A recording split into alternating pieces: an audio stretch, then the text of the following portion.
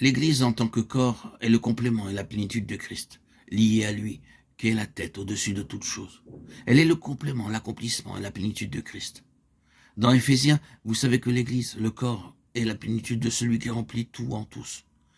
Il est dit que l'Église est sa plénitude, associée à lui, qui est la tête au-dessus de toute chose. Pour illustrer cela, prenons la parole au commencement.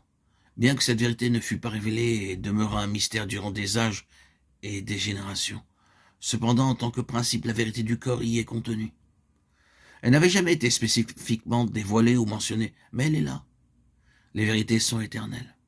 Et dès le début, vous avez le principe du corps, représenté et illustré en Adam et Ève. La femme a été tirée de l'homme et puis amenée à lui pour le compléter. C'est l'Église, le corps de Christ, qui est tiré de Christ et amené à lui pour son accomplissement. Son complément en vue de sa plénitude est associé à lui, qui est la tête. Car le mari est le chef de la femme, comme Christ est le chef de l'Église. Et celle-ci est liée à lui, qui est la tête au-dessus de toute chose. Nous considérerons à nouveau cela pour mettre en évidence les aspects pratiques. Notons encore que la parole du Seigneur révèle l'Église comme étant complète dans la pensée de Dieu, à n'importe quelle période de l'histoire. Dans la parole de Dieu, cette question de l'Église n'est jamais traitée par rapport au temps passé, présent et futur. Il en est toujours parlé au présent et comme achevé dans la pensée de Dieu. Au sujet de l'Église, le Seigneur ne parle jamais d'un temps où elle sera complète.